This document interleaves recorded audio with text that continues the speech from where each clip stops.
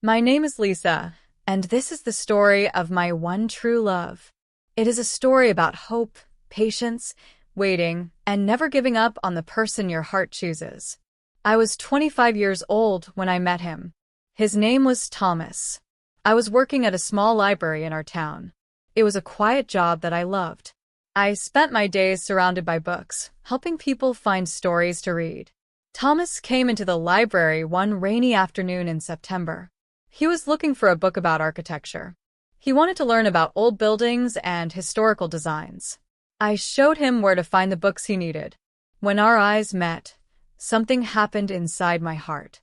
It felt like the world stopped for just 1 second. "Thank you," he said with a gentle smile. His voice was soft and kind. "You're welcome," I replied. My face felt warm. I was blushing. Thomas came back to the library 3 days later. He returned the book and asked for another one. We talked for 20 minutes about buildings, history, and our favorite places in town. I learned that he was an architect.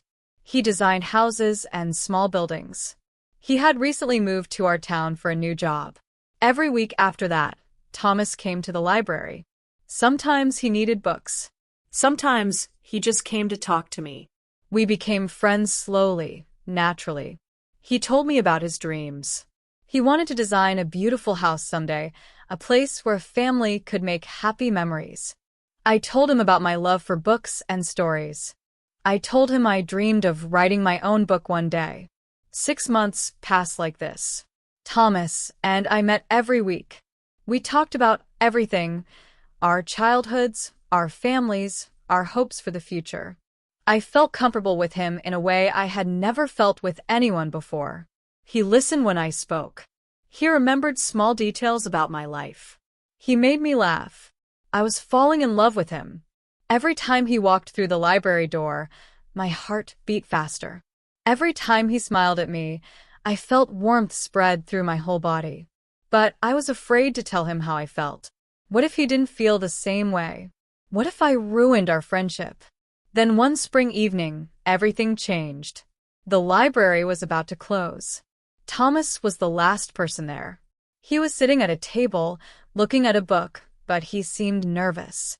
His hands were shaking slightly. "Lisa," he said as I walked past his table. "Can I talk to you for a moment?" "Of course," I said, sitting down across from him. He took a deep breath. "I need to tell you something. I've wanted to say this for a long time, but I was scared. Lisa, I think about you all the time. You're the first person I want to talk to when something good happens. You're the person I think about before I fall asleep. I have feelings for you. Strong feelings." My heart was racing. I couldn't believe what I was hearing. "I have feelings for you too," I whispered. "I have for months."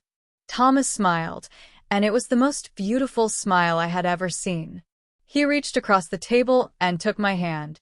His hand was warm and gentle. "Would you like to have dinner with me tomorrow?" he asked.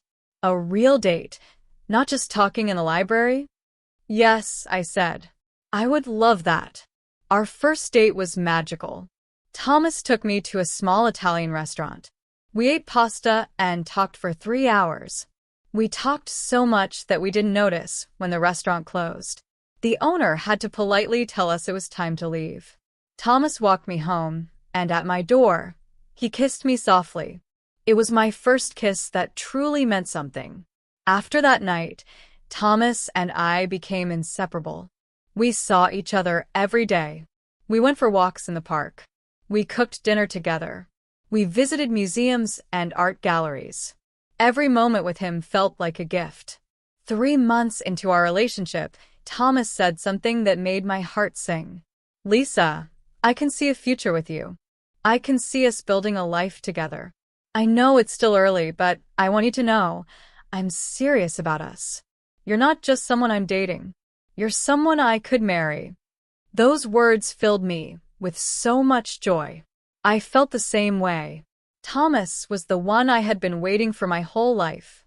He was kind, honest, loyal, and loving. He treated me with respect. He made me feel valued and cherished. But then, something unexpected happened. One evening, Thomas came to my apartment, looking worried. He sat down on my couch and held my hands. "I need to tell you something," he said. "I got a job offer. It's an amazing opportunity, a chance to work with a famous architecture firm. But there's one problem. The job is in another country. In London." My stomach dropped. London was so far away. Thousands of miles from here. "When would you have to go?" I asked quietly. "In 2 months," he said. "The contract is for 2 years. 2 years. That felt like forever.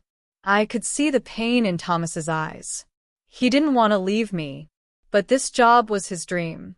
It was everything he had worked for his entire career. "You have to take it," I said, even though saying those words broke my heart. "This is your dream, Thomas. I can't ask you to give that up. Come with me," he said suddenly. "Come to London. We can start a new life there together." I wanted to say yes.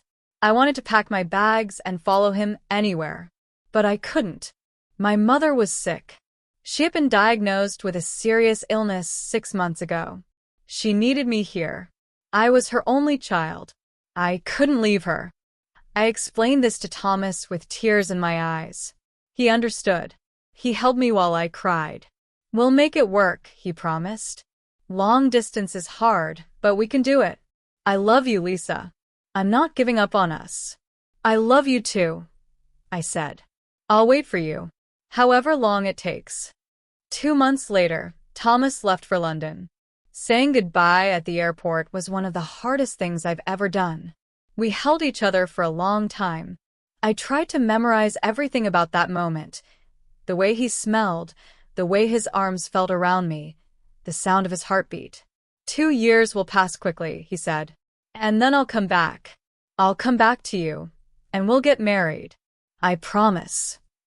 "I'll be waiting," I said. The first few months of long distance were extremely difficult. I missed Thomas every single day. We talked on video calls every night, but it wasn't the same as having him here. I couldn't hold his hand. I couldn't kiss him. I couldn't fall asleep next to him. Some nights, I cried myself to sleep.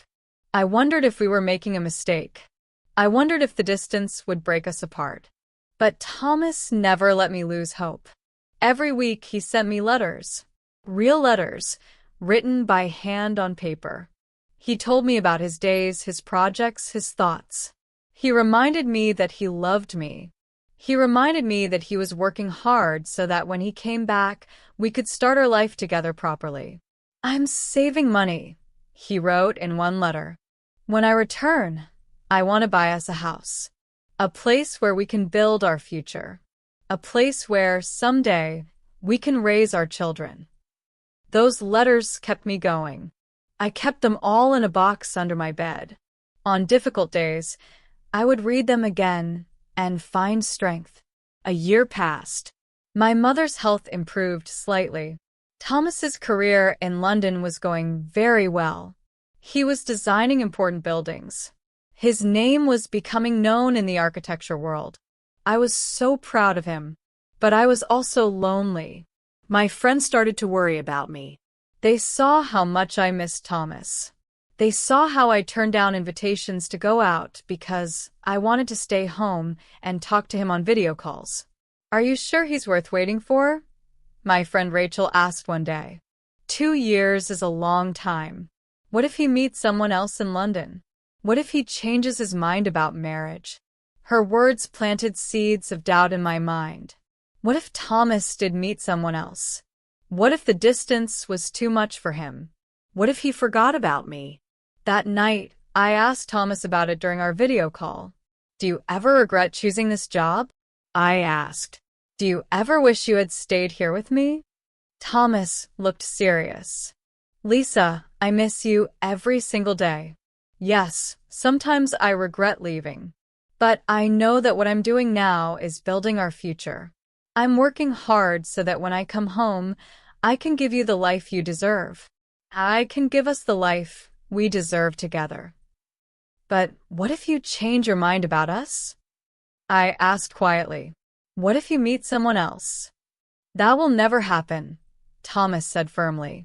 You are the only one for me. You are the one I want to marry. Distance doesn't change that. Time doesn't change that. Nothing will change that. His words calmed my fears.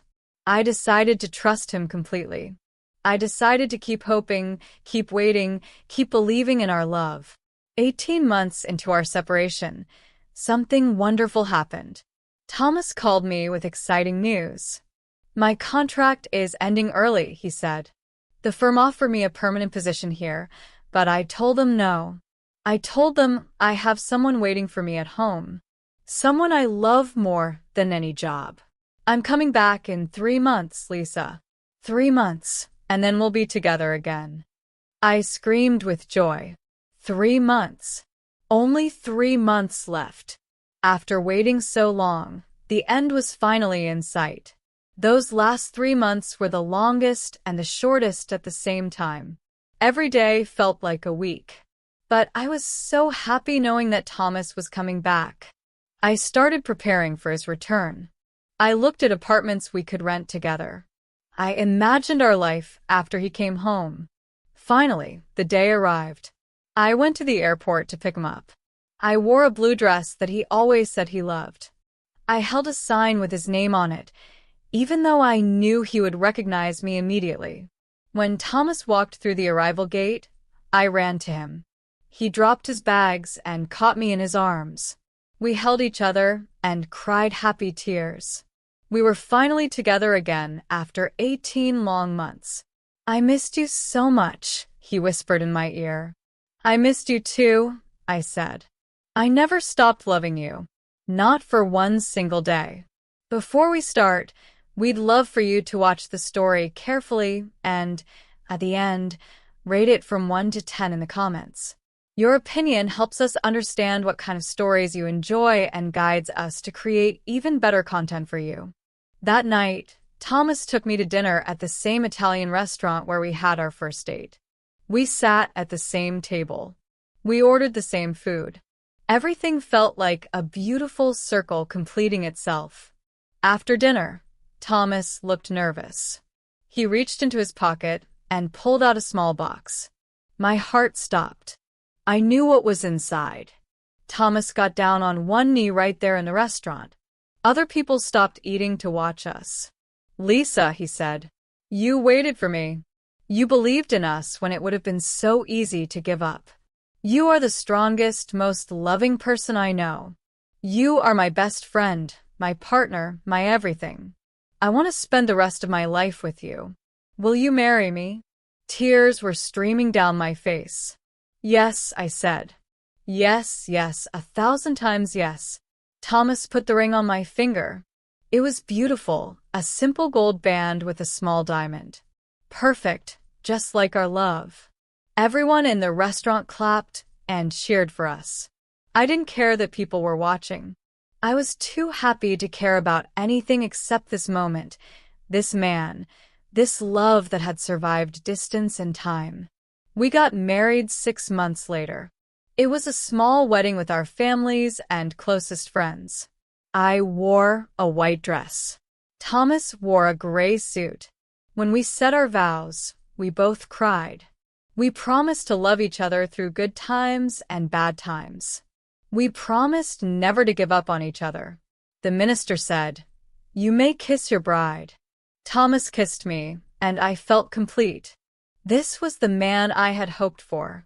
This was the man I had waited for. This was the man I would spend the rest of my life loving. Now, 5 years later, we have a beautiful life together. Thomas designed and built us a house, the house he always dreamed of creating. We have a baby daughter named Emma. Every day I wake up next to the man I love, and I feel grateful. Sometimes people ask me if it was hard to wait for Thomas, if it was hard to do long distance for 18 months. The answer is yes. It was very hard. There were many difficult days. There were tears and loneliness and fear. But it was worth it. Every single moment of waiting was worth it for this life we have now. Love isn't always easy. Sometimes love means being patient. Sometimes it means hoping when things look impossible. Sometimes it means waiting for the right person, even when that waiting is painful. Thomas was worth waiting for. Our love was worth fighting for. And I would do it all again if I had to. This is my story. The story of the one lover who hoped to marry, who waited through the hard times, and who finally got the happy ending she always dreamed of. Sometimes the best love stories are the ones where people choose each other again and again, no matter what challenges come their way. And I choose Thomas every single day. Now that you've seen the whole story, we would really appreciate it if you rate it from 1 to 10 in the comments. Your thoughts help us improve and make sure we bring you the kind of stories you truly enjoy.